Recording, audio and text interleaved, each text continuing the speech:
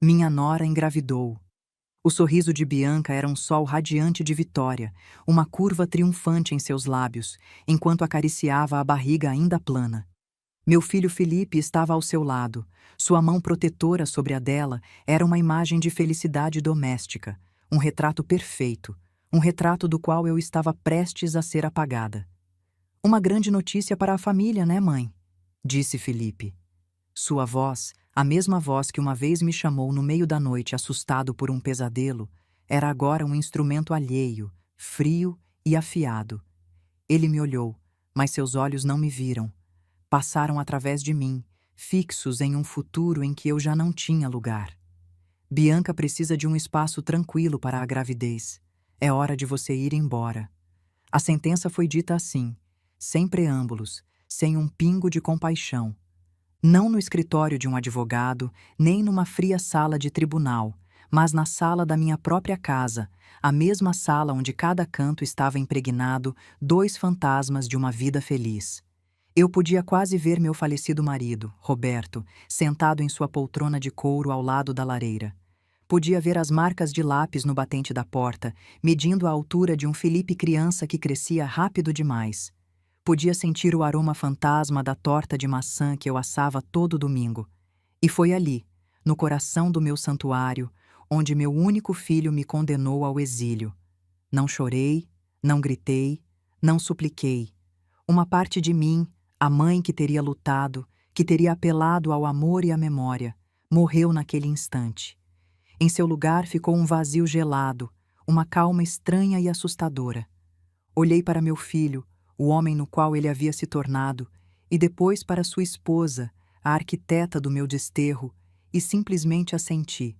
Foi um único e lento movimento de cabeça, um gesto que para eles significou missão cumprida, uma rendição sem condições. Mas para mim foi algo mais. Foi o fechamento de um capítulo. Foi o reconhecimento de que o amor que eu havia dado incondicionalmente não só não havia sido correspondido, mas havia sido usado como uma arma contra mim. Foi um movimento de cabeça que enterrava a mãe suplicante que eu já fui e dava à luz uma mulher que eles ainda não conheciam. É em momentos como este, quando o amor se transforma em uma sentença e sua própria casa em uma cela de exílio, que você se confronta com a verdade mais crua da natureza humana. Mas antes de continuar, não esqueça de se inscrever no canal e deixe um comentário nos dizendo de onde você está nos assistindo. Adoramos saber até onde nossas histórias chegam. Enquanto eles trocavam um olhar de alívio, acreditando que a batalha havia sido vencida com facilidade, minha mente se transformou em um turbilhão silencioso. O choque inicial deu lugar a uma clareza cortante. Vi o padrão, a estratégia que havia se desenvolvido diante dos meus olhos cegos durante os últimos 3 meses. Isso não era uma decisão repentina impulsionada pela notícia da gravidez. Isso era o cheque-mate de uma partida que Bianca havia estado jogando desde o momento em que cruzou minha porta. A gravidez não era uma bênção, era uma arma, a desculpa perfeita, o argumento irrefutável para executar o plano final. Livrar-se da velha matriarca para poder reinar sem oposição no castelo que eu havia construído. E Felipe, meu Felipe, não era um cúmplice involuntário. Sua frieza, a ausência total de conflito em seus olhos, me disse tudo o que eu precisava saber. Ele não havia sido manipulado, havia sido convencido, havia pesado sua lealdade, sua história, seu amor por mim, contra a promessa de uma nova vida com sua esposa. E eu havia perdido. Ele havia escolhido a mulher que carregava seu filho, e no processo havia repudiado a mulher que lhe havia dado a vida. Eles me olharam, meu filho e sua esposa, e viram uma velha derrotada, uma relíquia do passado que aceitava seu destino de ser guardada num sótão. Me viram pequena, impotente, sem opções. E esse foi o primeiro erro deles, porque a mulher que assentiu com a cabeça, a mulher que se levantaria no dia seguinte para começar a empacotar sua vida em caixas, já não era uma vítima, era uma estrategista. Eles não sabiam que a casa que acreditavam ter conquistado ainda me pertencia, não só em espírito, mas na fria e dura letra da lei. Não sabiam que o amor de um marido previdente, meu Roberto, me havia deixado uma última carta para jogar. Deixei que desfrutassem de seu momento de triunfo. Deixei que se deleitassem na visão de seu futuro perfeito, um futuro construído sobre minha expulsão. Não disse mais uma palavra. Me retirei para o meu quarto. Fechei a porta e pela primeira vez me permiti olhar meu reflexo no espelho. A mulher que me devolveu o olhar tinha os olhos cansados, mas havia um fogo neles. Um fogo que havia se acendido no momento em que seu mundo virou cinzas. A guerra não havia terminado, acabava de começar. Naquela noite não dormi. Sentei na velha poltrona de abas junto à janela do meu quarto, a mesma cadeira onde havia embalado um Felipe recém-nascido, e deixei que a escuridão da casa me envolvesse. Lá fora, o mundo dormia alheio à guerra silenciosa que se travava dentro dessas paredes. Mas para mim, a casa não estava em silêncio. Estava viva, vibrando com o eco de 3 décadas de risadas, lágrimas, discussões triviais e um amor imenso. Meu filho havia me desterrado do meu futuro, então decidi me refugiar no meu passado. Cada rangido da madeira, cada sussurro do vento contra o vidro, era a voz de uma lembrança. Olhei através da penumbra e não vi móveis, vi fantasmas. Fantasmas felizes. Vi um Roberto jovem e exultante. O dia que assinamos a hipoteca, lembro como ele me levantou nos braços no meio da sala vazia, girando comigo até ficarmos tontos, gritando: "Conseguimos, Carmen! É nossa!" Não era uma mansão, nem sequer era uma casa grande. Era uma modesta construção de 2 andares com um pequeno jardim, mas para nós era um palácio. Lembro que Roberto beijou minha testa naquele dia e sussurrou uma promessa que eu não compreendi totalmente até agora. Esta casa vai ser nossa fortaleza, Carmen, nosso refúgio. Nunca vamos deixar que nada nem ninguém tire isso de nós. Suas palavras ecoavam agora com um peso profético. Havíamos investido nela não só cada centavo das nossas economias, mas também cada grama dos nossos sonhos. Cada tijolo desta casa estava cimentado com nossas esperanças. Lembro do dia em que pintamos o quarto de Felipe. Roberto insistiu em fazer tudo nós mesmos, apesar de eu estar grávida de 7 meses. Escolhemos um azul suave, cor de céu de verão. Roberto pintava cantando músicas inventadas para o bebê que ainda não havia nascido, parando a cada 10 minutos para beijar minha barriga e sussurrar promessas ao nosso filho. Você vai crescer aqui, pequeno. Vai aprender a andar neste corredor, vai brincar neste jardim, vai trazer seus próprios filhos para visitar a vovó e o vovô. Ele não viveu para ver os netos, mas eu sim. E agora esses netos eram usados como arma para me expulsar do lar que construímos para eles. Meus olhos pousaram na parede do corredor, mal visível sob a luz da lua. Embora Bianca tivesse mandado pintar de uma cor bege insossa, eu ainda podia ver, como se estivessem gravados a fogo, os pequenos traços de lápis que marcavam a altura de Felipe. 5 anos, 7 anos, 10 anos. Uma escada de crescimento que testemunhava a passagem do tempo, o milagre de ver meu menino se transformar num rapaz. Roberto fazia questão de medir Felipe sempre no mesmo dia, 15 de março, aniversário do nosso casamento. Assim, dizia ele, vemos como nossa família cresce junto com nosso amor. Lembrei da frustração e do orgulho em seu rosto cada vez que se media, esticando-se o máximo possível para ganhar 1 milímetro a mais. Para Bianca, era só uma parede. Para mim, era o registro sagrado da infância do meu filho. Roberto manteve essa tradição até Felipe se tornar adulto.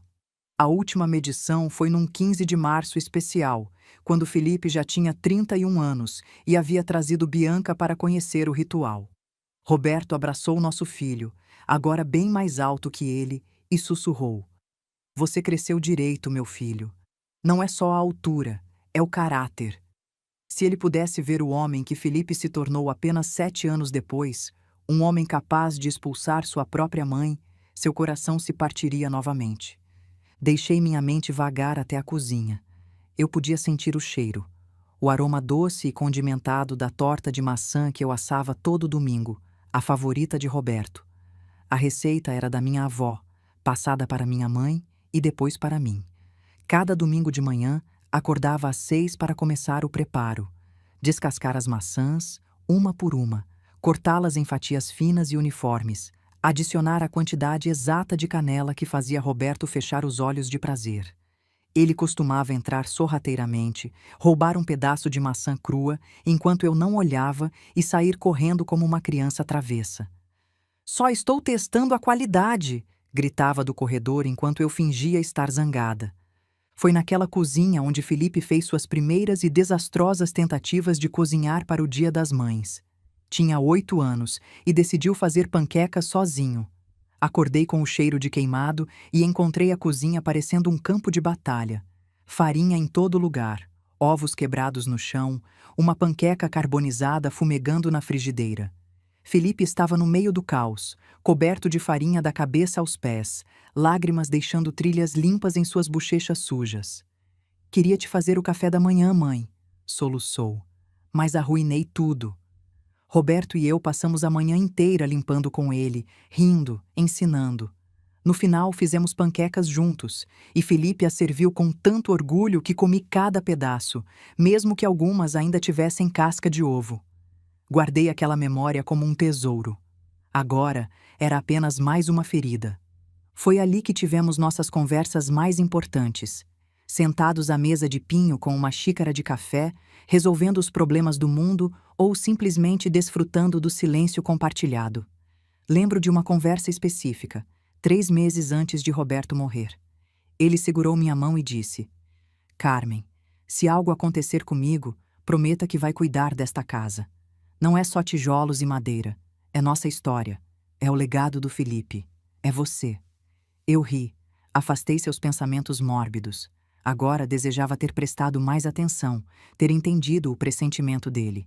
Bianca havia reformado a cozinha, instalando bancadas de granito frio e eletrodomésticos de aço inoxidável, mas não podia apagar o calor das lembranças que impregnavam o ar.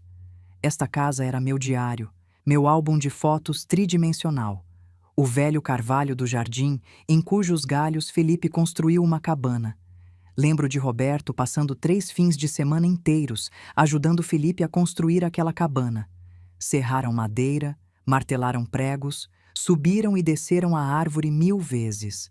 Eu trazia limonada e sanduíches, sentava na grama e observava meus 2 amores trabalhando juntos, o pai ensinando o filho sobre medidas, paciência e perseverança.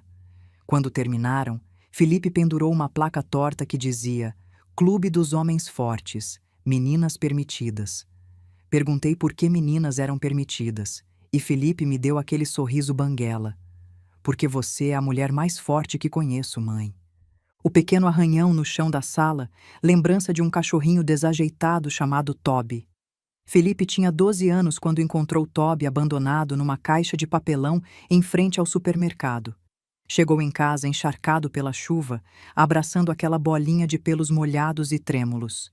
"Mãe, pai, por favor, ele vai morrer se ficarmos aqui." Roberto e eu nos entreolhamos e soubemos que havíamos perdido a batalha antes mesmo de começar. Toby viveu 15 anos, tempo suficiente para ver Felipe se formar na faculdade. Quando morreu, enterramos no jardim sob o carvalho, e Felipe, um homem feito de 27 anos, chorou como a criança que havia resgatado aquele filhote.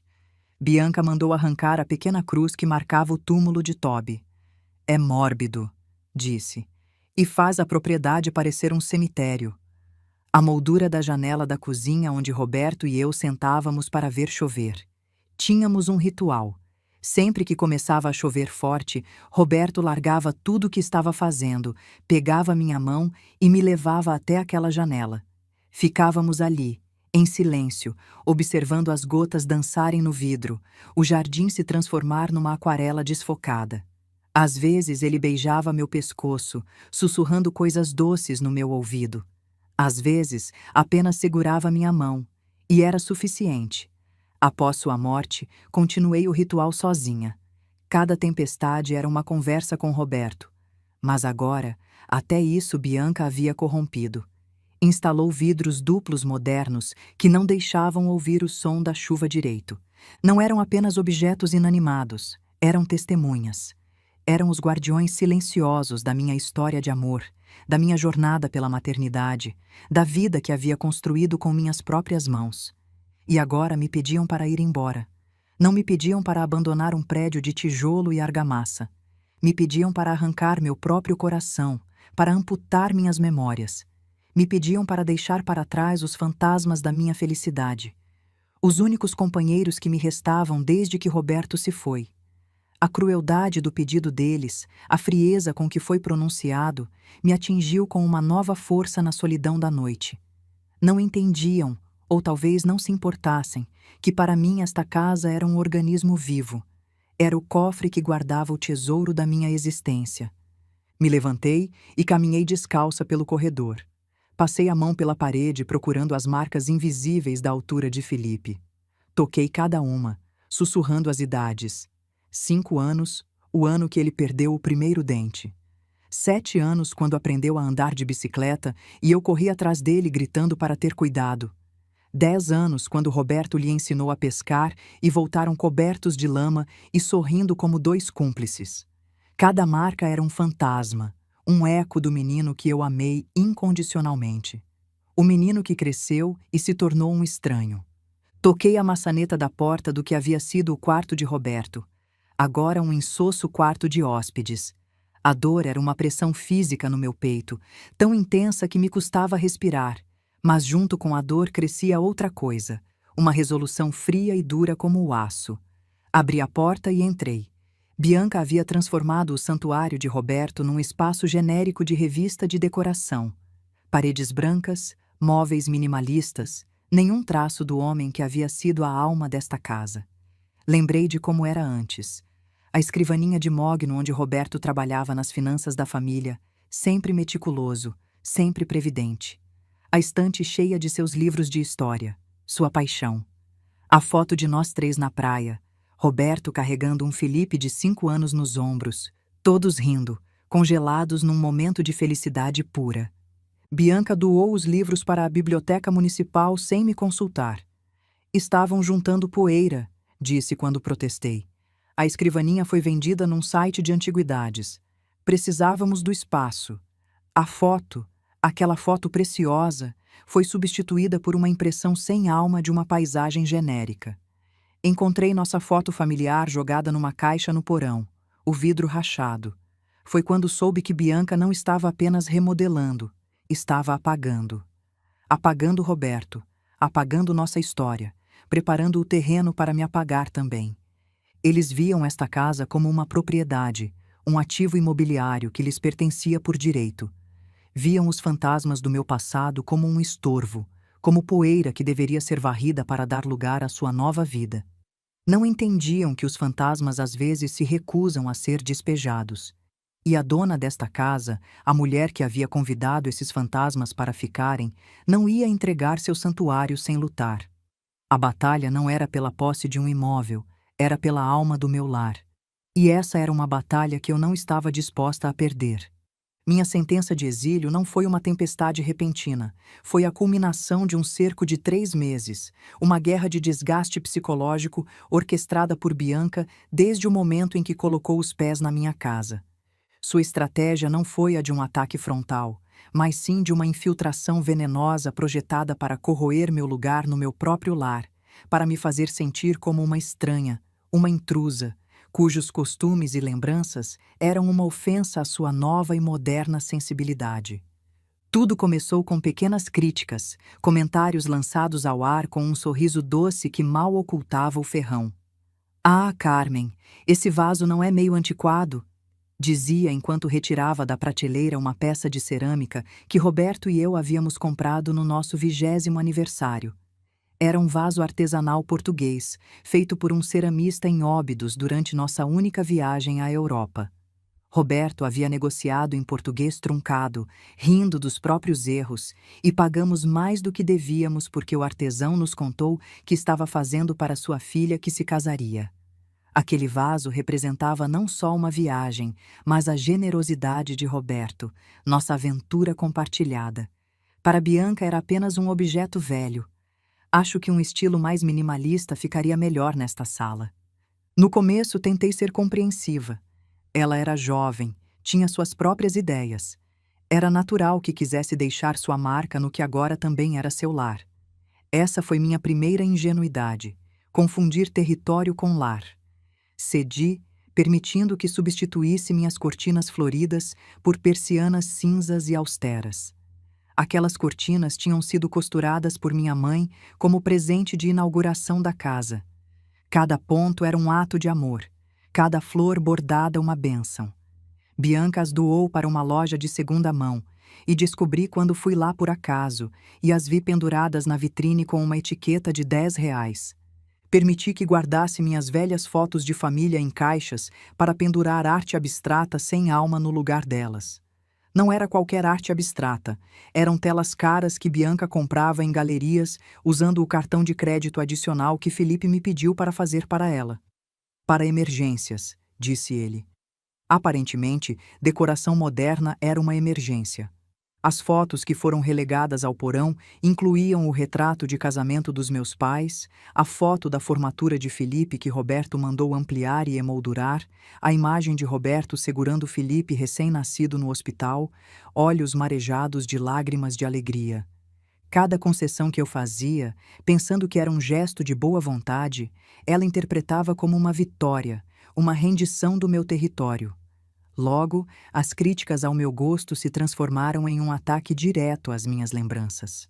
Os objetos que eu prezava, os fantasmas felizes que habitavam minha casa, para ela eram simplesmente entulhos. Mas o verdadeiro horror, o momento em que deveria ter acordado, mas ainda estava cega pela esperança de que as coisas melhorariam, veio numa tarde de quinta-feira. Um dia cheguei em casa e encontrei uma caixa de papelão na calçada junto às lixeiras. Tinha estado visitando minha amiga Clara no hospital, ela estava se recuperando de uma cirurgia. Quando o táxi virou na minha rua, vi a caixa. Algo dentro de mim gelou. Paguei o motorista com mãos trêmulas e me aproximei. Dentro, quebrada e suja, estava a velha cadeira de balanço de Roberto, a cadeira onde ele me lia o jornal em voz alta toda manhã, a cadeira onde ele embalava Felipe quando tinha cólicas de bebê, a cadeira onde ele se sentava na varanda para ver o pôr do sol, onde eu o encontrei pela última vez antes do infarto. A cadeira estava quebrada deliberadamente, as pernas arrancadas, o encosto rachado. Não era desgaste do tempo. Alguém havia destruído aquela cadeira. Entrei correndo na casa, a respiração presa na garganta. Bianca estava na sala, pintando as unhas num tom vermelho sangue, tranquila. Bianca! Minha voz saiu estrangulada. A cadeira de Roberto está na rua, quebrada. Ela levantou os olhos com aquela expressão que eu viria a conhecer bem, uma mistura de inocência e desdém. Ai, desculpa, mãe. Pensei que era para jogar fora. Estava tão velha e carcomida, ocupava muito espaço. Vamos comprar uma poltrona nova e moderna para você. Vai ver. Soprou nas unhas. Aquelas poltronas reclináveis de couro sintético são super confortáveis para pessoas da sua idade. Pessoas da sua idade.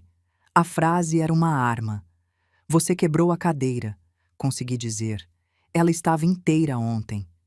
Ah, é que quando os caras da mudança vieram buscar, ela não cabia pela porta do porão. Tiveram que desmontar, sabe como é? Sorriu. Coisas velhas são frágeis, né? Não era ignorância, era crueldade calculada. Era um ato deliberado de profanação, uma mensagem clara. Seu passado não tem valor aqui. Sua história é lixo. Saí, peguei os pedaços da cadeira da calçada sob os olhares curiosos dos vizinhos e os levei para o porão. Passei a noite tentando colar as peças, mas era impossível. A cadeira estava destruída além do reparo, assim como algo dentro de mim. Cada objeto que ela descartava era uma parte da minha identidade que estava arrancando, uma tentativa de apagar a presença de Roberto e, por extensão, a minha. Queria uma casa sem história, sem fantasmas, uma tela em branco sobre a qual pintar sua própria vida. E eu era a mancha maior que precisava eliminar. Mas o sadismo de Bianca não tinha fundo. O ponto culminante da sua crueldade, a prova definitiva de que sua maldade não tinha limites, chegou da forma mais insidiosa e perigosa. Bianca sabia, porque Felipe havia contado, que eu sofria de uma alergia severa a pelo de gato, uma alergia que me provocava crises asmáticas tão graves que numa ocasião quando criança quase me custou a vida. Era meu calcanhar de Aquiles, minha vulnerabilidade mais profunda, e ela o usou como arma biológica. Comecei a acordar à noite com uma opressão no peito, com ataques de tosse que me deixavam sem fôlego, lutando para respirar. Meus olhos estavam constantemente irritados e lacrimejantes. No início atribuía ao estresse, à tristeza que carregava como um peso físico. Mas os sintomas pioravam, especialmente à noite, especialmente no meu quarto. Uma noite, o ataque foi tão severo que precisei usar meu inalador de emergência 3 vezes. Sentada na cama, tentando recuperar o ar, percebi que algo estava errado. O cheiro no quarto, havia um cheiro levemente almiscarado que eu não conseguia identificar. Na manhã seguinte, enquanto trocava a fronha do meu travesseiro, senti algo. Entre o enchimento, encontrei um pequeno tufo de pelo cinza e fino. Pelo de gato. Meu sangue congelou.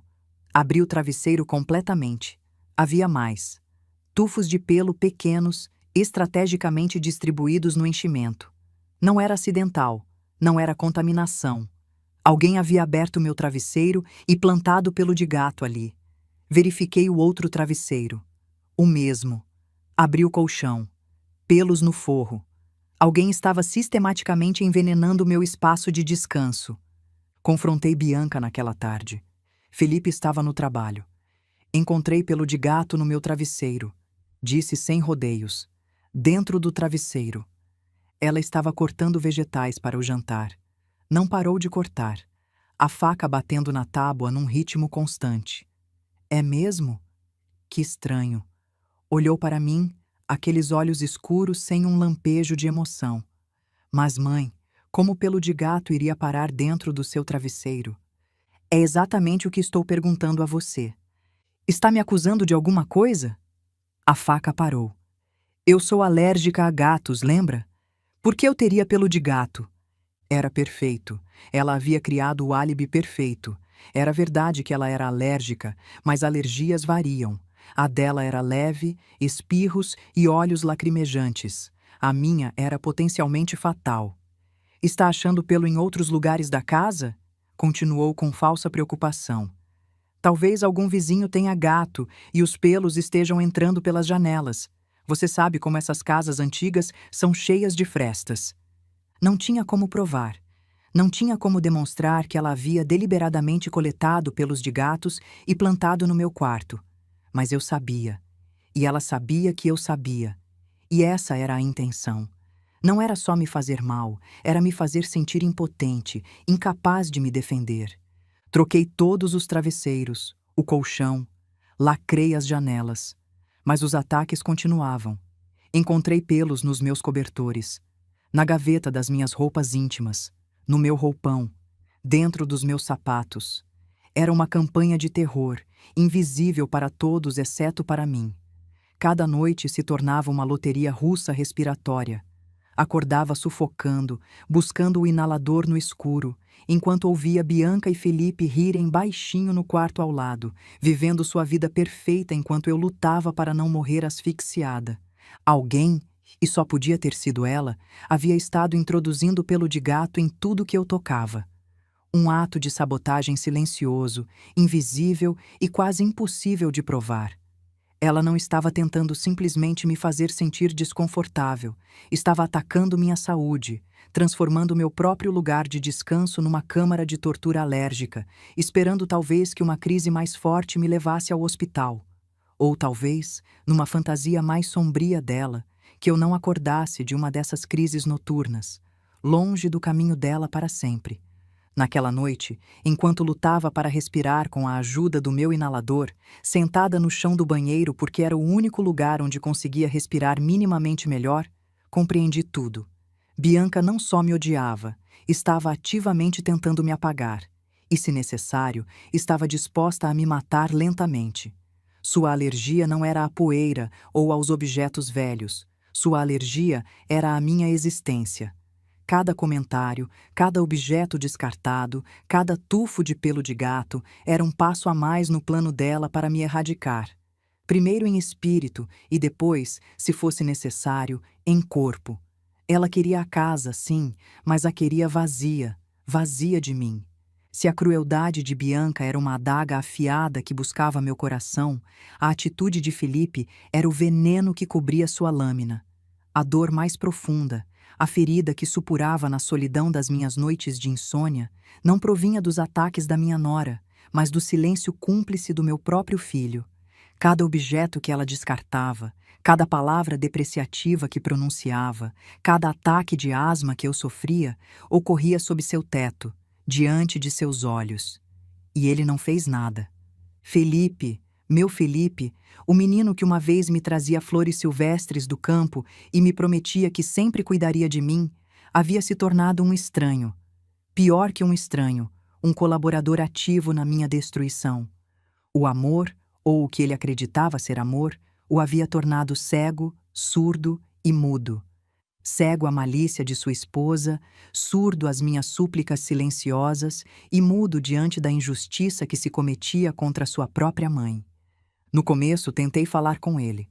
Buscava momentos em que estávamos sozinhos, momentos que Bianca não pudesse contaminar com sua presença. Falava com ele calmamente, com a voz da mãe que lhe havia ensinado a distinguir o bem do mal, tentando não soar como uma reclamação, mas como uma preocupação. Minha primeira tentativa foi uma semana depois que a cadeira de Roberto foi destruída. Felipe, querido, disse um dia depois que ela acidentalmente doou para a caridade uma caixa inteira com os discos de vinil do seu pai. Roberto tinha uma coleção que começou na adolescência, vinis que ele tratava como tesouros. Beatles originais, Pink Floyd, Caetano Veloso, Chico Buarque. Alguns valiam centenas de reais, mas o valor monetário era irrelevante. Era a memória de Roberto colocando um disco, baixando a agulha com cuidado reverente, fechando os olhos para ouvir. Ele costumava pegar Felipe no colo e dançar pela sala, cantando desafinado. Entendo que Bianca queira fazer mudanças, mas há coisas que têm valor sentimental para mim, para nós. Ele nem sequer levantou os olhos do jornal. Sua resposta foi um gesto de fastio, um encolher de ombros que me doeu mais que um grito. Mãe, por favor, são só coisas.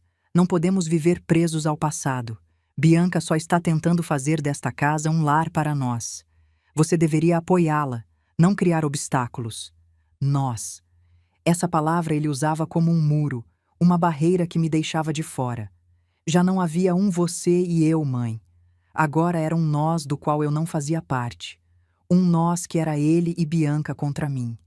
Tentei outra vez na semana seguinte, quando Bianca doou sem me consultar toda a louça fina que tinha sido da minha avó. Porcelana alemã de antes da guerra, cada xícara pintada à mão. Minha avó as trouxe quando imigrou, embrulhadas em seus poucos vestidos, atravessando o oceano com o pouco que podia carregar. Eram mais que louça, eram sobrevivência, eram herança, eram as raízes da nossa família. Bianca as trocou por um jogo moderno da toque e estoque. Felipe, a louça da vovó. Comecei de novo. Mãe, ele suspirou com aquela paciência forçada que se usa com crianças tolas. A louça estava lascada, era perigoso usar. Bianca estava preocupada com a segurança. Não estava lascada, eu cuidava delas como... Como você cuida de tudo aqui, interrompeu. Esse é o problema, mãe. Você transforma tudo em relíquia sagrada. São apenas pratos, apenas pratos, apenas fotos, apenas discos, apenas uma cadeira. Cada objeto reduzido a nada, como se a vida que Roberto e eu construímos fosse apenas lixo acumulado. Quando falei dos meus ataques de alergia, das minhas suspeitas sobre o pelo de gato, sua reação foi ainda pior. Foi a condescendência, o tom que você usa com alguém que está perdendo a sanidade. Pelo de gato, mãe? Sério? Disse quase rindo. Estávamos na cozinha, ele estava preparando café. Continuou mexendo o açúcar sem me olhar. Bianca é alérgica a gatos, você sabe. Você está estressada, só isso. Talvez esteja imaginando coisas. Na sua idade, às vezes, a mente prega peças. Na minha idade. Outra arma. Ele estava me catalogando como uma velha, uma mulher cuja percepção da realidade já não era confiável. Senil. Paranoica. Estava usando minha idade para invalidar meu sofrimento. E o mais cruel de tudo era que estava repetindo, quase palavra por palavra, a narrativa que Bianca havia estado sussurrando no ouvido dele durante meses. Ele não só acreditava nela, ela havia se tornado sua porta-voz, sua intérprete da realidade, sua única fonte de verdade. Tentei mostrar os pelos que encontrava.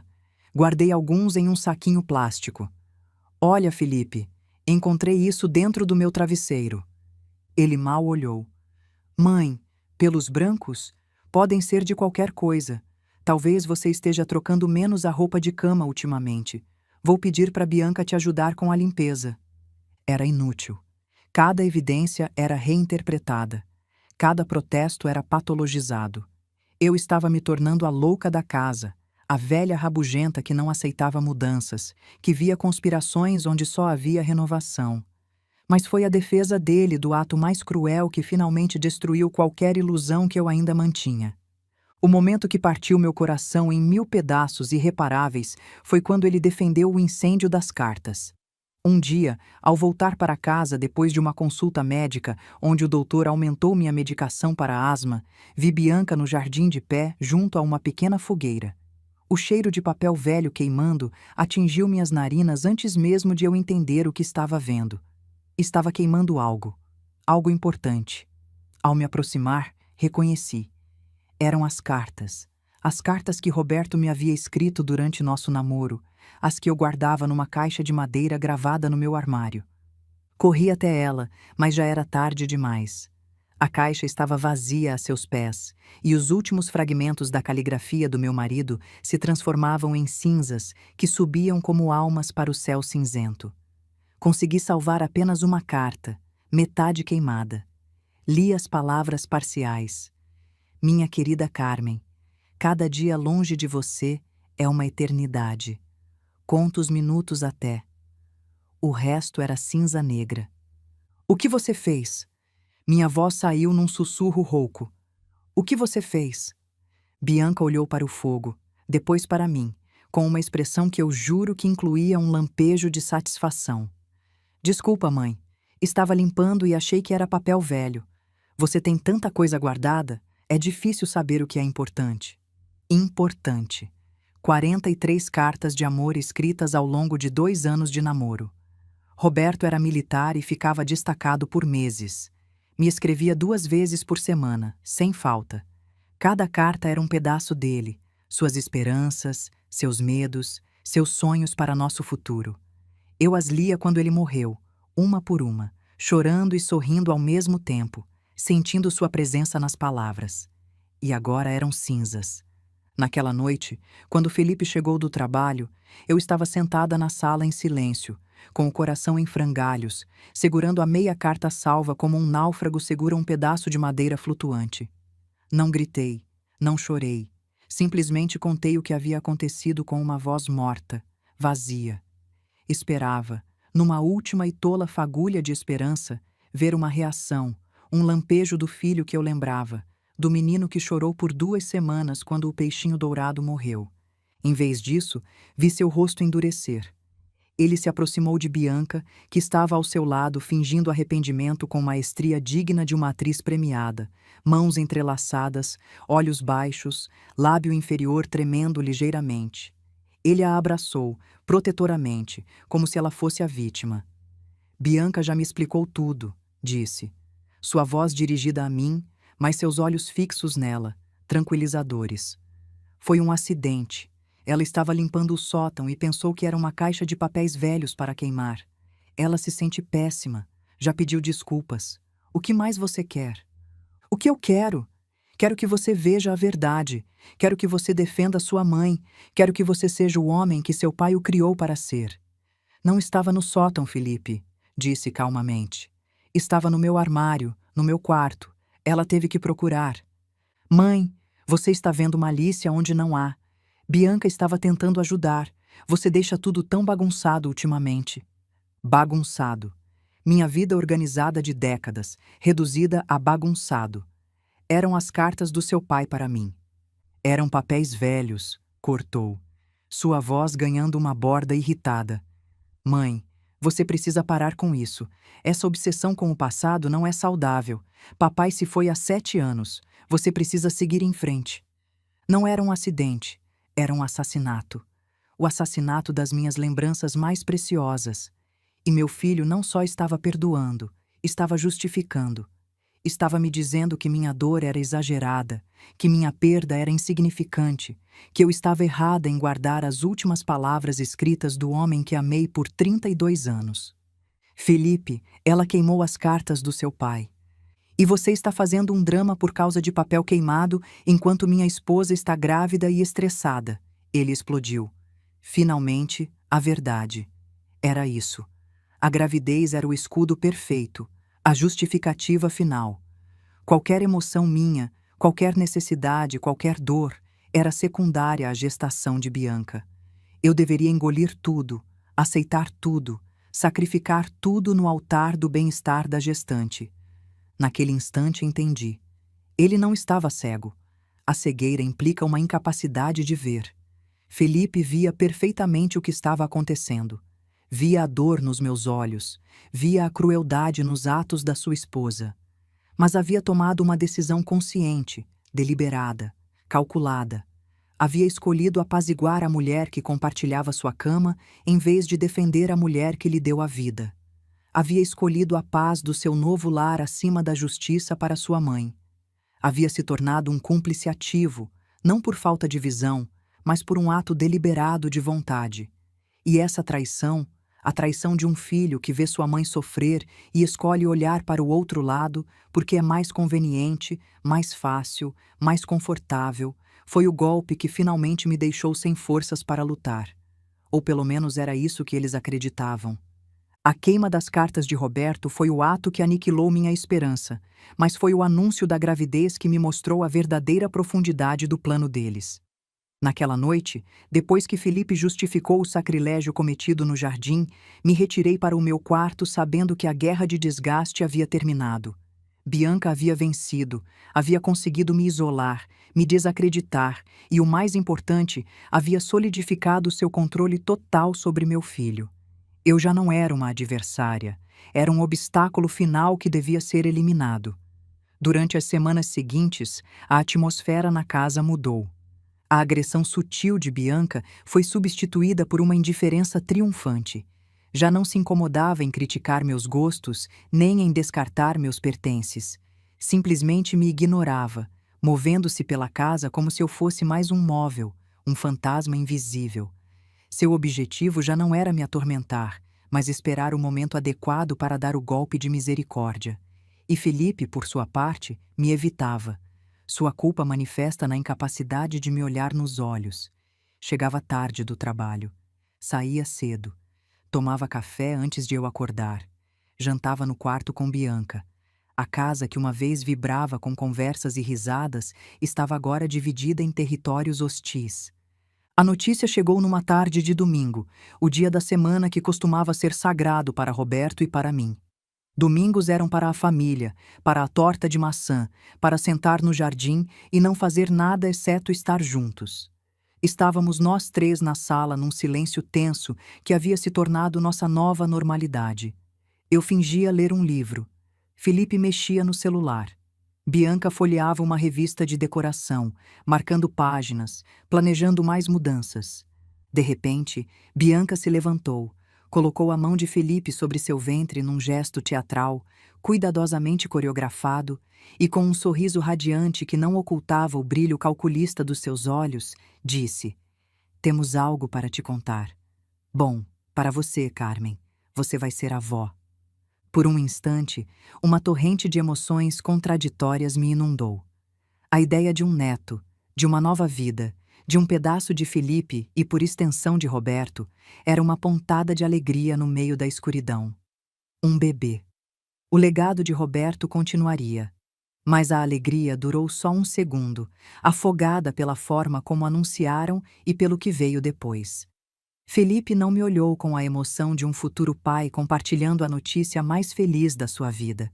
Me olhou com a fria determinação de um carrasco prestes a ler uma sentença. Sua mão sobre o ventre de Bianca não era um gesto de amor, era a apresentação de sua arma definitiva. Uma grande notícia para a família, né, mãe? Disse.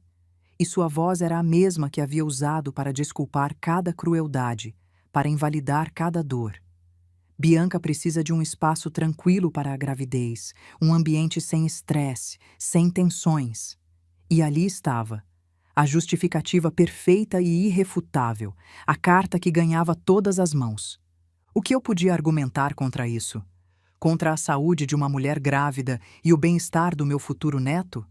Qualquer protesto, qualquer resistência da minha parte seria interpretado como o egoísmo de uma velha cruel que antepunha seu próprio conforto ao de uma nova vida que estava a caminho. Era o xeque-mate perfeito. Haviam planejado isso com uma precisão diabólica. Cada ato de crueldade de Bianca, cada momento em que me empurrou ao limite, havia sido projetado para provocar uma reação em mim, para que Felipe me visse como uma fonte de estresse e tensão. Haviam construído meu perfil de sogra difícil, tijolo por tijolo, interação por interação, lágrima por lágrima. Cada vez que reclamei de um objeto perdido, fui registrada como apegada ao passado. Cada vez que mencionei os pelos de gato, fui catalogada como paranoica. Cada vez que questionei Bianca, fui rotulada como hostil. E agora apresentavam a solução lógica para um problema que eles mesmos haviam criado, cultivado e documentado meticulosamente. "É hora de você ir embora", pronunciou Felipe. E dessa vez as palavras não me surpreenderam. Eram a conclusão inevitável, o resultado de uma equação cuidadosamente calculada. Mas foi a forma como disse, a ausência total de vacilação, de conflito, de dor, que me revelou seu verdadeiro pensamento. Este não era um filho dividido entre o amor pela mãe e pela esposa. Este era um homem que havia feito sua escolha há muito tempo e estava apenas esperando a desculpa certa para executá-la. Eles não me viam simplesmente me mudando para um apartamento menor. Nas mentes deles já haviam me designado um destino.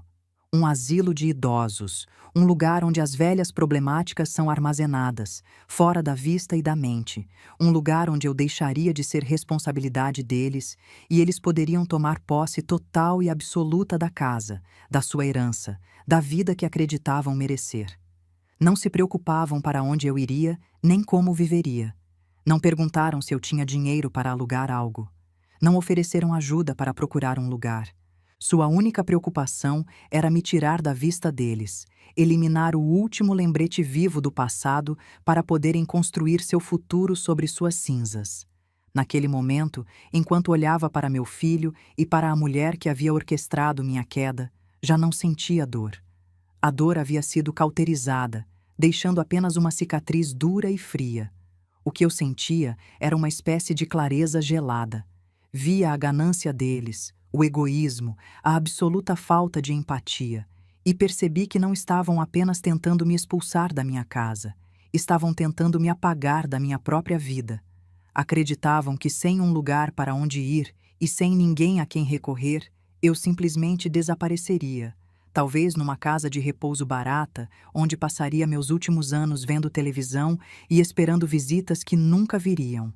E foi precisamente essa suposição, essa arrogante subestimação, que se tornaria a perdição deles.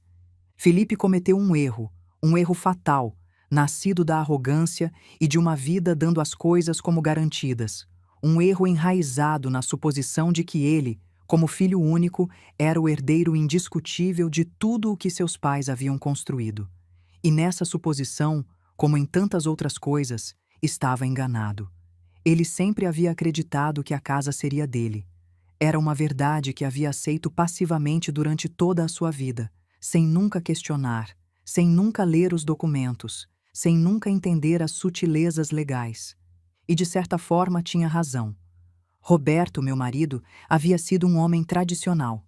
Em seu testamento, efetivamente legava a casa da família ao seu único filho, Felipe. Eu mesma estava presente quando nosso advogado, o velho senhor Pereira, redigiu esses termos. Lembro de Roberto me dizendo: é o legado para o nosso rapaz, Carmen, o ninho de onde ele partiu e ao qual sempre poderá voltar. Ele disse isso com os olhos cheios de lágrimas de orgulho, imaginando um futuro onde Felipe criaria seus próprios filhos nesta casa, onde os netos de Roberto brincariam no mesmo jardim onde Felipe brincou. Mas Roberto não era apenas um homem tradicional, era um homem previdente. Amava nosso filho com todo o coração, mas não era cego aos seus defeitos. Via sua impulsividade, sua tendência a ser facilmente influenciável, especialmente por mulheres atraentes e de caráter forte. Roberto tinha visto isso desde a adolescência de Felipe, como ele mudava de opinião, de amigos, de planos, dependendo de quem estava ao seu lado naquele momento. Felipe tem um coração grande, Roberto me disse uma vez, mas às vezes não tem a coluna vertebral necessária para defendê-lo. Roberto não era um profeta. Não podia ter previsto a chegada de uma serpente como Bianca, mas conhecia a natureza humana e, acima de tudo, conhecia seu próprio filho. Por isso acrescentou uma cláusula pequena redigida numa linguagem jurídica densa e discreta, enterrada no meio de parágrafos de jargão legal, mas tão forte e protetora quanto um cofre de aço. Uma cláusula que eu mesma ouvi ditar ao advogado com um olhar sério que eu não compreendi totalmente naquele momento, mas que agora, à luz da minha sentença de exílio, brilhava com clareza profética. O testamento estabelecia que, embora Felipe fosse o herdeiro designado da propriedade, sua titularidade não seria efetiva e completa, até que ocorressem duas condições. A primeira, a mais óbvia, era meu falecimento. A segunda, a mais importante, a que Roberto acrescentou numa tarde depois de ver Felipe cancelar planos conosco pela terceira vez para agradar a namorada do momento, era minha renúncia voluntária e explícita, assinada em cartório, ao meu direito de usufruto vitalício sobre a propriedade. Usufruto vitalício. Duas palavras que Felipe provavelmente havia ignorado na única vez que leu o testamento superficialmente, apressadamente, sentado no escritório do advogado após o enterro de Roberto, mais preocupado em terminar logo a leitura do que em entender suas implicações. Duas palavras que ele considerou uma mera formalidade legal, uma tecnicalidade sem importância prática. Mas essas duas palavras eram meu escudo, minha fortaleza, a última arma que meu amado marido me havia deixado de além do túmulo, como um soldado que esconde uma granada no colete do companheiro caído. Significavam que legalmente esta casa era minha, não como proprietária no sentido de poder vendê-la livremente, mas sim como a única pessoa com direito de viver nela, de usá-la e de desfrutá-la pelo resto da minha vida natural. Ninguém, nem mesmo o herdeiro legal, podia me expulsar. Ninguém podia me obrigar a sair. Ninguém podia me despejar. A casa era meu santuário, protegido pela lei e pelo amor previdente de um homem que havia querido garantir que sua esposa sempre tivesse um teto sobre sua cabeça, acontecesse o que acontecesse, inclusive se o filho se tornasse um ingrato. Felipe, em sua pressa de agradar sua nova esposa e de reclamar o que acreditava ser dele, havia esquecido esse detalhe crucial. Ou talvez, em sua arrogância alimentada por Bianca, nunca se incomodou em entendê-lo completamente. Para ele, a casa já era dele na mente dele, na fantasia dele, na promessa dele para Bianca. E minha presença era a de uma inquilina cujo contrato havia expirado, uma hóspede indesejada que havia superado sua utilidade. Enquanto eu me sentava no meu quarto, na noite da minha sentença de exílio, a lembrança dessa cláusula brilhou na minha mente como um farol cortando a névoa densa. A dor da traição ainda estava lá, uma âncora pesada afundando no meu coração, mas já não me sentia impotente, já não era uma vítima à mercê dos caprichos deles. Eu tinha o poder, tinha a lei do meu lado, tinha Roberto ainda me protegendo de além do túmulo. Poderia ter descido naquele mesmo instante, ter jogado o testamento na cara deles e ter desfrutado da expressão de horror nos rostos deles ao perceberem seu erro monumental. Poderia ter reclamado meu direito, tê-los humilhado publicamente, tê-los expulsado da minha casa naquela mesma noite. Poderia ter ligado para a polícia, pedido uma ordem de despejo, feito um escândalo. Mas a mulher que havia sido ferida tão profundamente já não buscava uma vitória barulhenta e vazia. Queria algo mais, queria justiça, mas uma justiça poética, uma justiça que não só lhes ensinasse uma lição sobre a lei, mas sobre crueldade, arrogância, ganância e as consequências de subestimar uma mulher que você julgou derrotada. Eles haviam me dado uma ordem: é hora de você ir embora. E eu ia obedecer, mas sairia nos meus próprios termos, no meu próprio cronograma, e levaria a casa comigo. Não de forma literal, mas da única maneira que importava para eles. Ia ativar a segunda parte da cláusula de Roberto, a renúncia voluntária. Mas não ia assiná-la para meu filho. Ia assiná-la para outra pessoa. Alguém que Bianca e Felipe nunca esperariam. Um novo plano começou a se formar na minha mente. Um plano audacioso e terrível em sua simplicidade. Eles acreditavam que eu não tinha para onde ir, que estava sozinha, sem recursos, sem opções, e tecnicamente tinham razão. Então eu criaria um novo lugar, uma nova vida. Eles acreditavam que haviam tirado minha casa, que haviam vencido, mas estavam enganados. Minha casa não eram as paredes que Bianca havia pintado de bege insosso, eram as lembranças, a dignidade, o espírito de Roberto que ainda respirava em cada canto. E isso era algo que eu estava prestes a levar comigo, para bem longe deles, onde suas mãos gananciosas nunca poderiam alcançar. Na manhã seguinte acordei com uma sensação que não havia experimentado em meses. Um propósito. A dor ainda estava lá. Um nó surdo no peito que apertava cada vez que respirava, mas já não me paralisava. Havia se transformado em combustível, em energia pura. Enquanto Felipe e Bianca tomavam café na cozinha, suas risadas e murmúrios flutuando pelo corredor como o zumbido de insetos venenosos, eu me movia pelo meu quarto com uma eficiência silenciosa. Não estava empacotando para me mudar para um asilo, estava preparando minha libertação. Esperei que o som do carro deles se afastando me confirmasse que haviam ido trabalhar, viver suas vidas normais enquanto planejavam o desmantelamento da minha. Ouvi o motor ligar, as portas baterem, o carro se afastar pela rua. Esperei mais 5 minutos, para ter certeza. Então, me movi. Assim que a casa ficou em silêncio, verdadeiramente silêncio, sem o veneno de Bianca contaminando o ar, sentei na minha cama, peguei o telefone e disquei um número que não havia precisado há muito tempo, mas que meu coração conhecia de cor. Não liguei para um advogado. Um advogado teria complicado as coisas. Teria iniciado uma batalha legal longa e feia que só teria servido para prolongar a agonia, para manter Bianca e Felipe na minha vida, na minha órbita, puxando e empurrando em tribunais durante meses ou anos. Não, eu não queria uma guerra de desgaste. Queria uma execução limpa, rápida, cirúrgica e surpreendente. Liguei para Marcelo. Marcelo não era apenas um amigo. Era o irmão que meu marido nunca teve. Haviam crescido juntos no mesmo bairro, haviam sido padrinhos nos respectivos casamentos e haviam compartilhado cada triunfo e cada fracasso das suas vidas. Quando Roberto morreu, Marcelo chorou tanto quanto eu. Foi Marcelo quem segurou Felipe quando ele desabou no enterro. Foi Marcelo quem organizou o velório quando eu não conseguia nem falar. Desde que Roberto morreu, Marcelo havia respeitado meu luto, mantendo-se a uma distância prudente, mas sempre me fazendo saber através de ligações ocasionais, de cartões em datas importantes, que estava ali se eu precisasse. Era a única pessoa no mundo em quem eu confiava cegamente, o único que entenderia a santidade da casa e a dor da minha situação sem necessidade de longas explicações.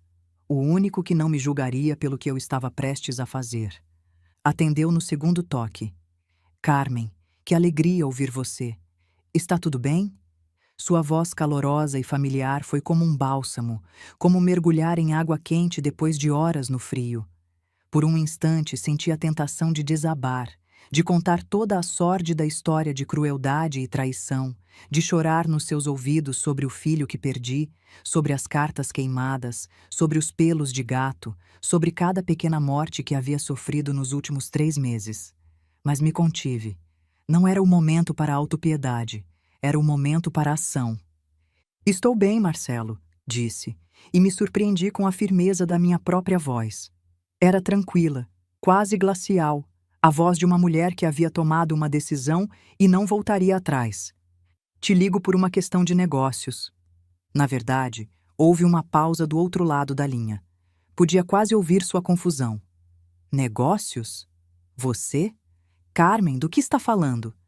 Sim, continuei sem rodeios, sem suavizar, sem preparar o terreno, cada palavra saindo como uma sentença. Quero vender a casa. O silêncio que se seguiu foi tão profundo que pude ouvir a batida do meu próprio coração, o tic-tac do relógio de Roberto na mesa de cabeceira, o sussurro do vento na janela. Vender? Ele finalmente perguntou, sua voz tingida de incredulidade. Vender a casa do Roberto? A casa onde vocês... A mesma, confirmei, cortando antes que ele pudesse listar todas as memórias, todas as razões pelas quais isso parecia impensável. E quero vendê-la para você, Marcelo. Sei o que este lugar significava para você também. Sei que Roberto gostaria que fosse você. Sei que você vai cuidar dela, vai respeitá-la da maneira que ela merece. Ouvi sua respiração do outro lado, pesada, processando. Mas Carmen, e o Felipe? Pensei que a casa era para ele. Roberto sempre disse. Os planos mudaram, disse. Minha voz sem um traço de emoção, sem uma rachadura na fachada. Preciso começar uma nova vida, Marcelo. E para isso preciso liquidez. Preciso liberdade. Preciso sair. Vou vender para você por um preço bem abaixo do mercado. Um preço de amigo. Um preço que Roberto aprovaria. A única condição é que tem que ser rápido e em dinheiro vivo. Preciso fechar o negócio hoje mesmo. Hoje, Marcelo. Marcelo era um homem de negócios astuto, um empresário que havia construído uma fortuna em importação, mas também era um homem de coração, um homem que havia amado Roberto como um irmão. Pude sentir sua mente trabalhando, processando não só o que eu estava dizendo, mas o que eu não estava dizendo. O tom da minha voz, a urgência, a frieza. Compreendeu que minha ligação não era uma decisão financeira racional, mas um ato de desespero, de sobrevivência. E homens como Marcelo, homens de honra, não fazem perguntas quando um amigo pede ajuda. Estarei na sua casa em 1 hora com meu advogado e um cheque administrativo, disse finalmente sem fazer mais perguntas, sem exigir explicações, sem julgamento. Prepare os papéis, Carmen. Vou cuidar da sua casa como Roberto cuidaria. Você tem minha palavra. E assim foi. Marcelo chegou exatamente 1 hora depois, seu rosto uma máscara de preocupação e lealdade. Trazia seu advogado, um homem sério de terno cinza que carregava uma pasta de couro. Mostrei o testamento de Roberto, a cláusula do usufruto vitalício. Marcelo leu em silêncio, passou o dedo pela linha específica. Seu advogado revisou os documentos com atenção meticulosa, confirmou que meu direito de renunciar e transferir meu interesse era legalmente sólido, embora incomum, embora claramente nascido de circunstâncias dolorosas que ele teve a delicadeza de não mencionar. Em menos de 3 horas, sentados na mesma mesa de jantar onde meu filho me havia exilado apenas dias antes, assinamos os papéis. Cada assinatura era uma libertação. Cada página virada era uma porta fechando. Entreguei minha renúncia voluntária ao usufruto vitalício, transferindo-o para Marcelo até minha morte, momento em que reverteria para Felipe conforme o testamento original. E Marcelo me entregou um cheque administrativo com uma quantia que, embora inferior ao valor de mercado da casa, 1/3 talvez, era mais que suficiente para financiar minha revolução, minha fuga, minha nova vida. Carmen, Marcelo segurou minha mão antes de ir embora. Se algum dia quiser me contar o que aconteceu... Um dia, prometi, quando não doer tanto. Ele assentiu, entendeu.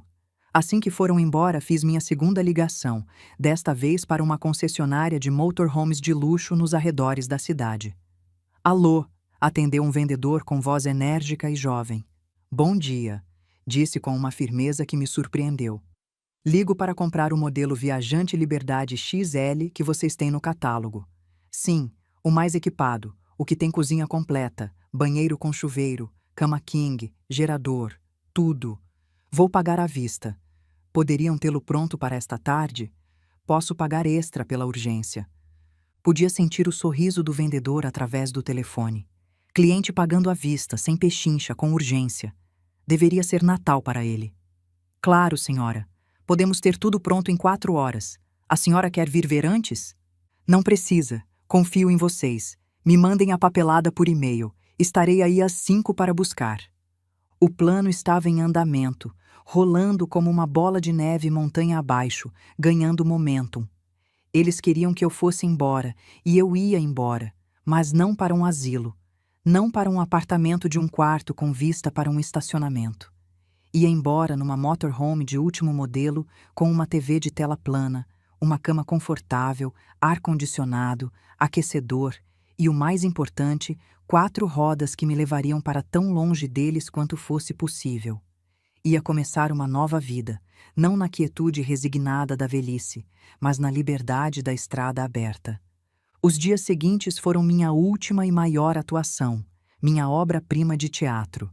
Enquanto as engrenagens do meu plano giravam em segredo, o dinheiro da venda já seguro numa nova conta bancária que Felipe nem Bianca sabiam que existia, a motorhome esperando num estacionamento a 10 quilômetros de distância, eu me tornei a personificação da derrota. Me movia pela casa com os ombros caídos e o olhar perdido, uma caricatura da velha despejada que eles esperavam ver, que eles precisavam ver para confirmar sua própria narrativa. Comecei a empacotar meus pertences, mas não todos, só algumas coisas, as mais visíveis, em um par de malas velhas e gastas que encontrei no porão.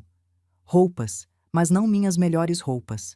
Alguns livros, mas não os importantes. O velho álbum de fotos que havia conseguido salvar das garras de Bianca, mas deixei propositalmente algumas fotos espalhadas para que pensassem que estava levando tudo. Fazia tudo lentamente, com suspiros audíveis, garantindo que vissem meu sofrimento, minha rendição, minha quebra. Cada vez que passavam e me viam dobrando cuidadosamente um suéter ou embrulhando em papel uma pequena estatueta de porcelana, trocavam olhares de suficiência. Bianca chegava a sorrir abertamente. O plano deles estava funcionando perfeitamente. A velha estava cedendo sem lutar, sem drama, sem cena. Melhor do que esperavam. Minha submissão os encorajou, os encheu de confiança. A tensão na casa se dissipou como névoa sob o sol, substituída por uma atmosfera de alegria mal disfarçada. Começaram a falar dos planos deles para a casa abertamente na minha frente, como se eu já não existisse, como se eu fosse um fantasma, transparente e irrelevante. Poderíamos derrubar esta parede e fazer uma sala de conceito aberto, dizia Bianca, apontando para a parede que separava a sala do meu antigo quarto de costura. O lugar onde eu havia feito as fantasias de Halloween de Felipe, onde havia costurado seu terno de formatura. Seria perfeito para festas. Imagina o espaço. E o seu quarto, Felipe? Ela continuava, seus olhos brilhando com planos de destruição. Poderíamos transformá-lo no quarto do bebê, tem a melhor luz, e aqueles armários antigos podemos substituir por algo moderno da Toque e Stock. Felipe assentiu completamente encantado, completamente cego. Sim, e no jardim poderíamos cortar o velho carvalho. Está ficando perigoso. Poderíamos colocar uma jacuzzi ali. Sempre quis uma jacuzzi. E uma área gourmet, com churrasqueira de inox, aquelas modernas. Cortar o carvalho. A árvore onde Roberto construiu a cabana com Felipe. A árvore sob a qual enterramos Toby. A árvore que Roberto plantou no dia em que compramos a casa, uma muda fina que cresceu junto com nossa família. Escutava os planos deles, seus sonhos construídos sobre as ruínas da minha vida, sobre o corpo ainda quente das minhas memórias, e não sentia nada além de um gelo afiado nas veias. Uma calma glacial, uma certeza absoluta de que estava fazendo a coisa certa. Não me perguntaram para onde eu iria. Não se ofereceram para me ajudar a procurar um lugar, para me levar para ver apartamentos, para pesquisar asilos. Não mostraram nem um lampejo de preocupação pelo futuro da mulher que lhes havia dado tudo, que havia criado Felipe, que havia mantido a casa que agora planejavam destruir e reconstruir a sua imagem. Para eles, eu já era um fantasma. uma nota de rodapé no novo e brilhante capítulo das vidas deles, uma inconveniência temporária que estava prestes a ser resolvida. O dia da minha partida, encenei minha cena final com cuidado de atriz preparando para o Oscar. Coloquei minhas 2 malas junto à porta principal. Malas velhas, remendadas, patéticas. Me aproximei deles na sala onde assistiam televisão, algum reality show onde pessoas gritavam umas com as outras, irônico considerando. E com uma voz trêmula que ensaiei durante horas no banheiro disse: "Pronto, já estou pronta. Vou embora. Vou descobrir um lugar." Bianca se levantou e me deu um abraço rápido e falso, sua pele fria contra minha bochecha, seu perfume enjoativamente doce. "Se cuida muito, mãe. Sabemos que é o melhor para todos. Realmente é. Você vai ver. Vai ser feliz. Vai ter sua paz." Cada palavra era uma mentira embrulhada em falsa preocupação. Felipe nem sequer se levantou do sofá, apenas murmurou um "tchau, mãe", sem tirar os olhos da tela. Nem um abraço, nem um olhar, nem uma lágrima, nem uma palavra de gratidão por 38 anos de dedicação. Assim me despediu o filho da minha vida, como se eu fosse uma empregada sendo dispensada. Chamei um táxi, e enquanto o motorista, um senhor gentil de uns 60 anos, me ajudava a carregar as 2 insignificantes malas, dei uma última olhada neles. Estavam de pé na porta, sorrindo, acenando. Bianca até jogou um beijo. Não era uma despedida triste, era uma celebração. Estavam se despedindo do problema deles, do passado deles, do peso morto deles, da consciência deles. O que não sabiam, o que não podiam sequer imaginar em suas fantasias mais selvagens, é que o táxi não me levava para um asilo de idosos, nem para um sombrio apartamento de um quarto em algum bairro esquecido. Me levou diretamente à concessionária de motorhomes. Minha nova casa me esperava brilhante, impecável e pronta para a aventura, um palácio sobre rodas. Naquela mesma tarde, enquanto eu aprendia a operar os controles da minha casa móvel, enquanto o vendedor me explicava pacientemente sobre o sistema de água, o painel solar, o GPS integrado, eles começaram sua própria celebração. Como se precisassem purgar o último vestígio da minha presença, como se a casa ainda cheirasse a mim e isso os incomodasse, embarcaram numa viagem, uma semana de férias improvisada num resort de luxo em Búzios, uma viagem pré-bebê, como chamaram, pagas com o cartão de crédito que ainda estava no meu nome porque eu era a garantidora. E então começaram a se gabar. As redes sociais, que eu raramente usava, mas havia começado a monitorar secretamente desde que percebi o plano deles, se tornaram o palco da vitória deles, o teatro da sua arrogância. Postaram fotos deles mesmos brindando com champanhe sem álcool para ela, claro, com legendas como "Celebrando nosso novo começo", "Futuros pais em", "Nossa primeira viagem só nós dois", "Lar doce lar nos espera". Postaram uma foto da fachada da casa, minha casa, aquela que já não era minha nem deles, com a legenda: "Mal podemos esperar para voltar ao nosso ninho e começar a realizar nossos sonhos. Grandes mudanças vêm por aí. Reforma, casa nova, futuros pais." Cada publicação era uma punhalada. Cada curtida dos amigos deles, uma gota de sal na ferida. Estavam dançando sobre minha tumba, sem saber que a morta ainda respirava, que a morta estava viva e planejando, que a morta estava a centenas de quilômetros de distância, livre, respirando ar puro pela primeira vez em meses. E enquanto eles posavam para suas selfies felizes, alheios a tudo, os pintores contratados por Marcelo já estavam aplicando a primeira camada de tinta azul sobre as paredes do ninho deles. Os chaveiros estavam trocando as fechaduras, e a mudança da família de Marcelo, ele, sua esposa, seus 3 filhos adultos e respeitosos, estava programada para o dia exato do retorno deles. Desfrutaram da semana de glória deles, viveram na bolha de arrogância e egoísmo deles, postaram fotos de café da manhã elaborado, de piscinas com vista para o mar, de jantares românticos, de planos para o futuro. E eu, a centenas de quilômetros de distância, sentada no conforto da minha motorhome estacionada num camping tranquilo, com vista para um lago espelhado onde garças pescavam na luz dourada do entardecer, esperava pacientemente. Sabia que a alegria dos ingratos é por natureza efêmera, construída sobre areia movediça, e a deles estava prestes a terminar da forma mais espetacular, mais humilhante, mais publicamente vergonhosa possível. A semana passou voando, tanto para eles no paraíso artificial do resort de luxo, quanto para mim na minha nova liberdade nômade, aprendendo a dirigir a motorhome, explorando estradas secundárias, descobrindo cidadezinhas onde ninguém me conhecia, onde eu não era a mãe desprezada, apenas Carmen, uma mulher numa jornada. O dia do retorno deles senti uma estranha mistura de nervosismo e uma satisfação fria e escura. Não dirigi até a casa. Não precisava estar lá para presenciar o desfecho, para ver suas caras. Isso seria vingança barata, seria rebaixar-me ao nível deles. Bastava esperar. Estacionei minha motorhome num mirante com vista panorâmica para uma praia ensolarada no sul. Abri todas as janelas para deixar a brisa marinha entrar.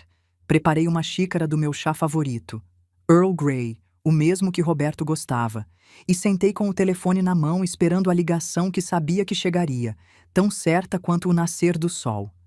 Chegou às 16h15, horário de Brasília.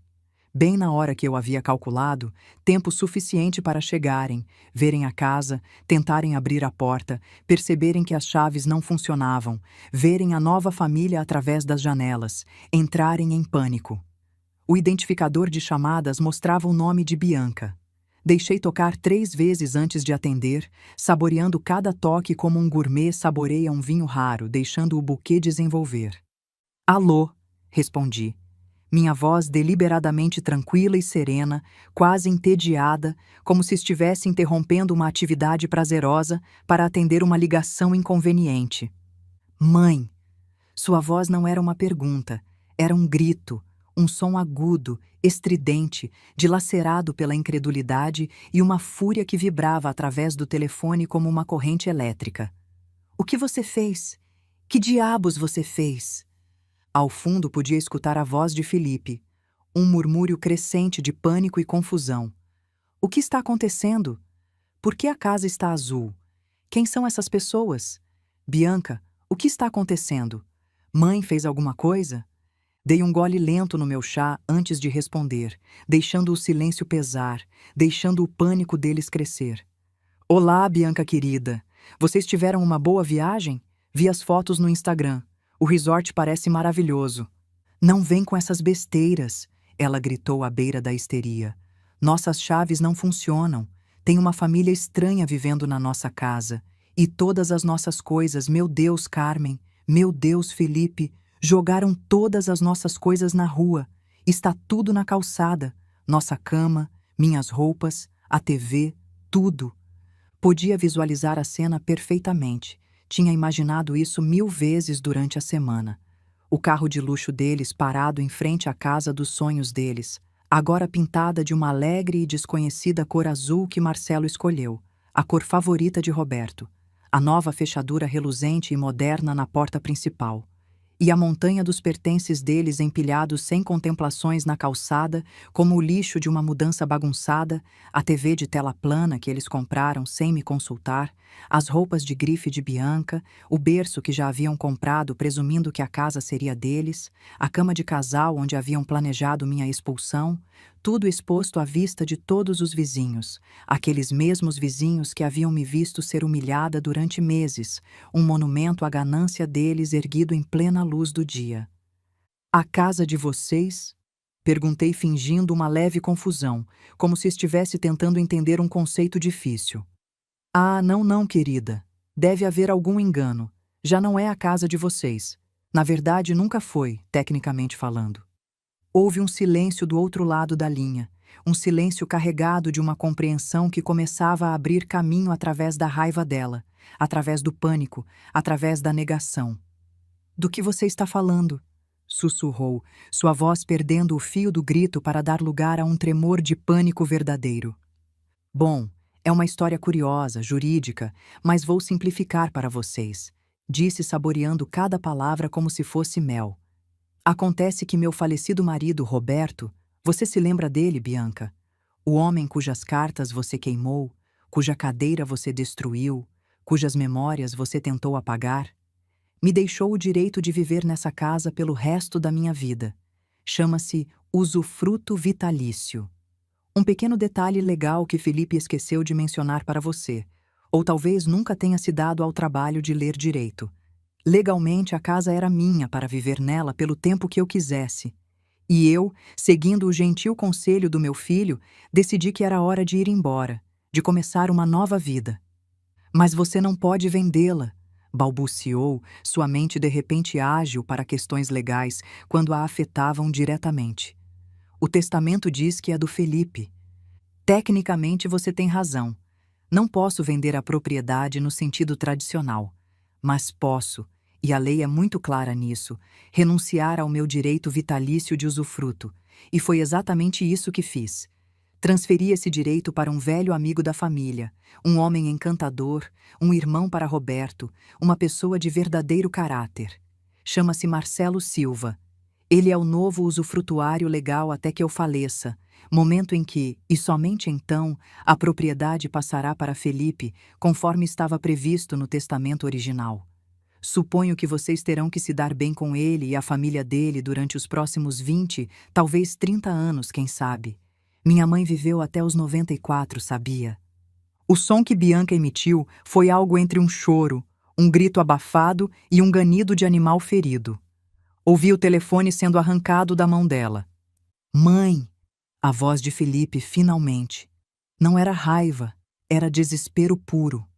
O que você fez? Você não pode fazer isso. É minha casa. Papai deixou para mim. Seu pai deixou a propriedade para você sob certas condições, Felipe. Você se lembra de ter lido o testamento? Verdadeiramente lido? Ou apenas olhou por cima, ansioso para terminar e ir embora? Mãe, não pode ser legal. Vou processar. Vou. Vai fazer o quê, Felipe? Contestar uma transação legal supervisionada por 2 advogados? Questionar o testamento que seu próprio pai, que você diz amar tanto, elaborou especificamente para me proteger? Explicar ao juiz por que você acha que tem direito à casa enquanto sua mãe ainda está viva? Boa sorte com isso. Passei o telefone de volta para Bianca. Ouvi sussurros urgentes, confusão. Depois a voz dela, quebrada. Carmen, por favor, somos família. Podemos conversar sobre isso. Eu sinto muito se te magoei. Não foi minha intenção. Eu só estava tentando fazer nossa casa, nossa vida. Família.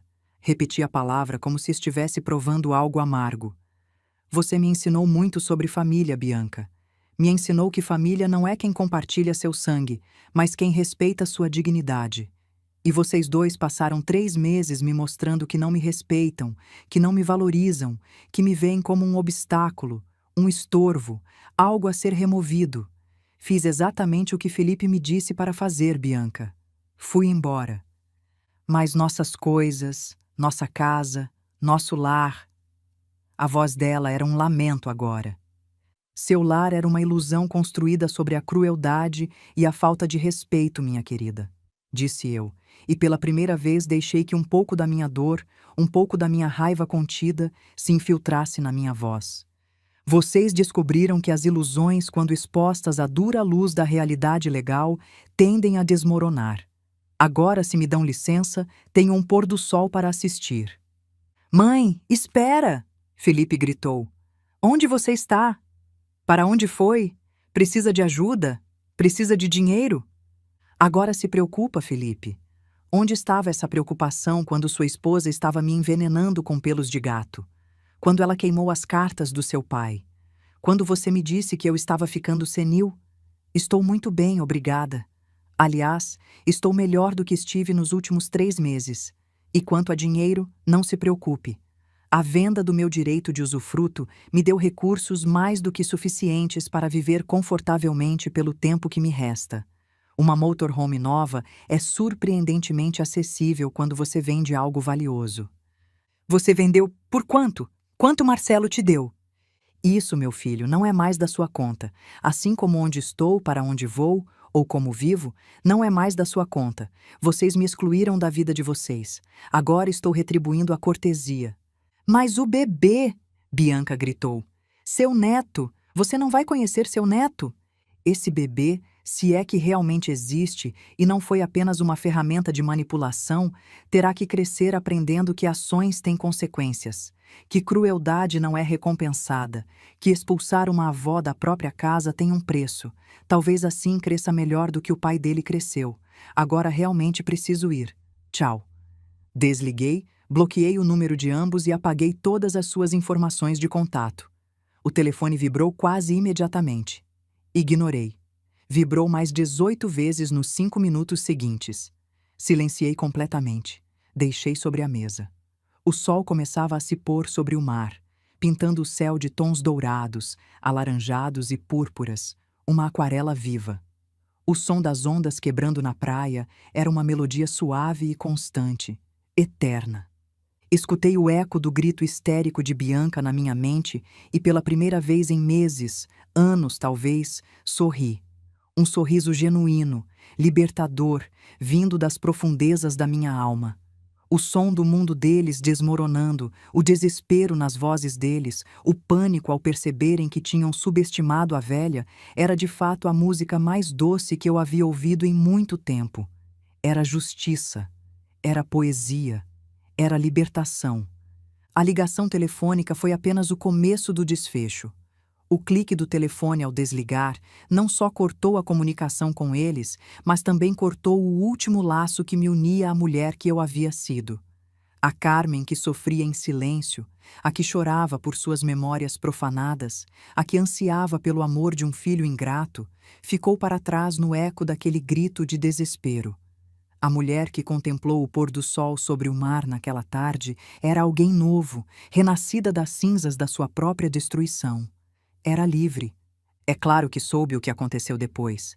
Não porque eu quisesse saber, mas porque Marcelo, com uma lealdade que me comoveu até as lágrimas, me manteve informada, enviando mensagens curtas e factuais, sem julgamento, apenas me mantendo no circuito por respeito. Me contou como Felipe e Bianca tiveram que enfrentar a humilhação pública de recolher seus pertences da calçada sob o olhar curioso e abertamente julgador dos vizinhos que Bianca uma vez havia tentado impressionar com suas reformas caras e seu estilo de vida ostensivo. Os mesmos vizinhos que haviam visto a cadeira de Roberto ser jogada no lixo, que haviam visto minhas coisas sendo doadas, que haviam sussurrado entre si sobre a velha sendo expulsa, agora viam os expulsadores sendo expulsos. A ironia não passou despercebida. Dona Sônia, minha vizinha de 20 anos, até ofereceu chá para mim, pensando que eu estava lá. Quando Bianca respondeu com grosseria, Sônia torceu o nariz e voltou para dentro, deixando claro que o karma tinha endereço certo. Me contou que sem um lar para onde voltar e com grande parte do dinheiro deles investido em planos para uma casa que já não era deles, investido em reformas que agora beneficiavam Marcelo, tiveram que alugar às pressas um pequeno e sombrio apartamento de 2 quartos nos arredores da cidade, numa área que Bianca sempre havia desprezado como lugar de pobres. O castelo dos seus sonhos, a mansão que iam remodelar à sua imagem, havia se transformado numa prisão apertada com janelas que não fechavam direito e vizinhos que faziam barulho até tarde. E como era de se esperar, seu amor perfeito, aquele que havia sido forte o suficiente para desterrar uma mãe, para queimar memórias, para conspirar e manipular, revelou-se frágil demais para sobreviver à adversidade. Sem o prêmio gordo da casa para mantê-los unidos, sem o futuro dourado que haviam planejado, as rachaduras na relação deles se transformaram rapidamente em abismos intransponíveis. Marcelo me disse que os novos vizinhos do prédio barato deles reclamavam constantemente dos gritos. As recriminações se tornaram sua nova linguagem, seu único meio de comunicação. Ele a culpava por sua ganância, por tê-lo pressionado a me expulsar, por ter queimado pontes que não podiam ser reconstruídas. Ela o culpava por sua estupidez, por não ter se certificado dos termos legais do testamento do pai dele, por ter subestimado a velha que eles achavam tão fácil de manipular. A notícia da gravidez, aquela arma que uma vez foi definitiva, o argumento irrefutável para minha expulsão, transformou-se num fardo, numa contagem regressiva para uma responsabilidade para a qual já não tinham nem os recursos emocionais, nem a fortaleza mental, nem o amor necessário. sua grande vitória, havia virado cinzas, e eles passavam seus dias se revirando nelas, afogando-se na culpa e no ressentimento mútuo, cada um culpando o outro pelo desastre que eles mesmos haviam criado. Haviam plantado ventos de crueldade e agora colhiam a tempestade da miséria. Não senti alegria pela desgraça deles. Gostaria de dizer que sim, que saboreei cada detalhe da queda deles, mas a verdade é mais complicada. Não senti alegria, mas também não senti pena. Simplesmente sentia distância. Sentia indiferença. O drama deles já não era o meu. Era como assistir um filme sobre a vida de estranhos. Interessante, talvez, mas não emocionalmente envolvente. Enquanto eles se consumiam no seu pequeno inferno autoimposto, brigando sobre quem tinha mais culpa, sobre que pedaço minúsculo do apartamento seria o quarto do bebê, sobre como pagariam as contas agora que o banco gratuito chamado mãe estava fechado, eu comecei minha verdadeira jornada. O primeiro mês foi uma revelação, um despertar. Com minha motorhome como concha e o horizonte como meu único destino fixo, redescobri um mundo que havia esquecido que existia. Um Brasil que nunca havia realmente explorado, apesar de ter vivido nele por 62 anos. Dirigi por estradas secundárias, aquelas que não aparecem no GPS, atravessando cidadezinhas pitorescas, cuja existência eu desconhecia. Parei em Morretes e comi barreado pela primeira vez em anos. Sentei numa mesa de madeira rústica, sozinha, e saboreei cada garfada, sem pressa, sem ninguém reclamando que a comida era velha demais, tradicional demais. Acordei com o som dos pássaros numa floresta de araucárias no Paraná, o ar tão puro que doía nos pulmões acostumados à poluição da cidade.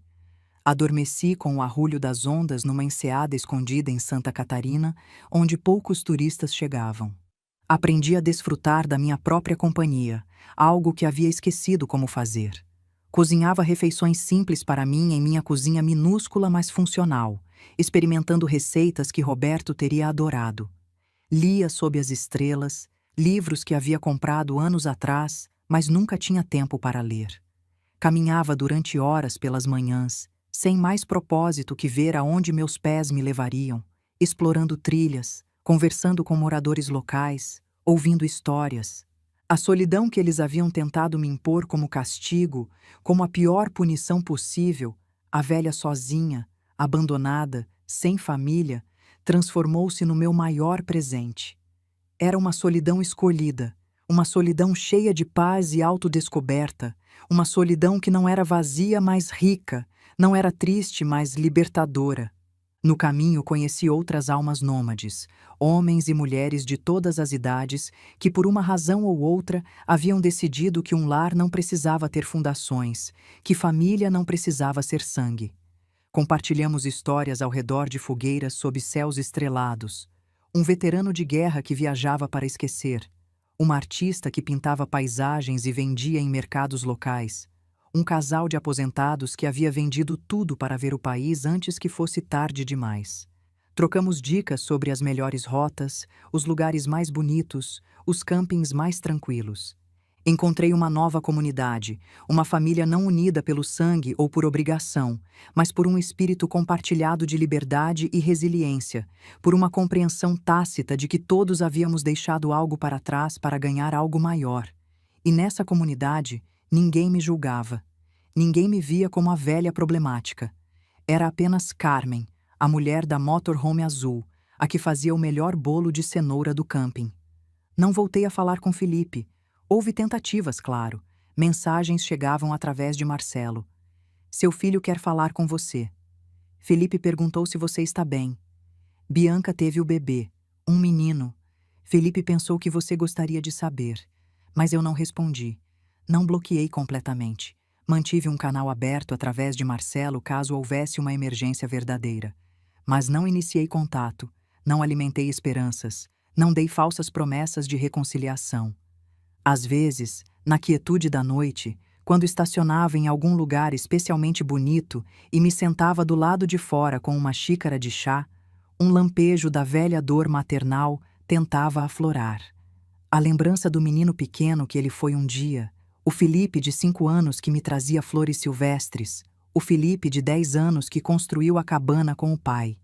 Mas então me lembrava do homem de olhos frios que me sentenciou ao exílio sem um pingo de remorso, e a dor se dissolvia, substituída por algo mais saudável: aceitação. Aceitação de que o filho que eu amei não existe mais, se é que algum dia existiu fora da minha imaginação idealizada. Aceitação de que algumas pontes, uma vez queimadas, não podem e não devem ser reconstruídas. Aceitação de que família é o que fazemos dela, não o que o sangue nos obriga a tolerar. Talvez algum dia, quando seu filho crescer, Felipe entenda a profundidade do que perdeu, a imensidão do amor que rejeitou, o valor da mãe que descartou. Ou talvez não. Talvez ele crie seu filho com os mesmos valores, a mesma ganância, a mesma falta de empatia, e o ciclo continue. Mas isso já não é meu fardo, já não é minha responsabilidade, já não é minha dor. Perdi uma casa, um prédio cheio de fantasmas e lembranças, mas em troca ganhei o mundo inteiro. Ganhei a liberdade de acordar cada dia num lugar novo, de ver amanheceres sobre montanhas que nunca havia visto, de conhecer pessoas que nunca teria encontrado. Ganhei a força de saber que posso me virar sozinha, que não preciso da aprovação ou do amor de quem não me merece. E, acima de tudo, recuperei algo que Bianca e Felipe haviam me arrancado pedaço por pedaço durante aqueles meses horríveis: minha dignidade. Agora, 6 meses depois, enquanto escrevo isso sentada numa pequena mesa dobrável em frente à minha janela, estacionada num camping nas montanhas de Minas Gerais, com vista para um cânion banhado pela luz dourada do amanhecer, observando as névoas se dissiparem lentamente, revelando camadas e mais camadas de montanhas que se estendem até onde a vista alcança. Sei que não sou uma mulher sem lar. Pelo contrário, meu lar está onde quer que eu decida estacionar. Meu lar são essas 4 rodas e o espaço infinito que me permitem explorar. Meu lar é a liberdade de escolher. E pela primeira vez em muito, muito tempo, me sinto verdadeiramente em casa. Esta história nos lembra que a bondade nunca deve ser confundida com fraqueza e que o silêncio dos feridos pode abrigar as revoluções mais audaciosas. Nos ensina que um lar sem respeito não é um santuário, mas uma jaula. Às vezes é necessário abandonar a casa que construímos para encontrar o verdadeiro lar, aquele que viaja conosco, feito não de tijolos, mas de dignidade recuperada e liberdade incondicional. A traição pode nos tirar um teto, mas em troca pode nos dar a coragem para reclamar o mundo inteiro como nosso jardim.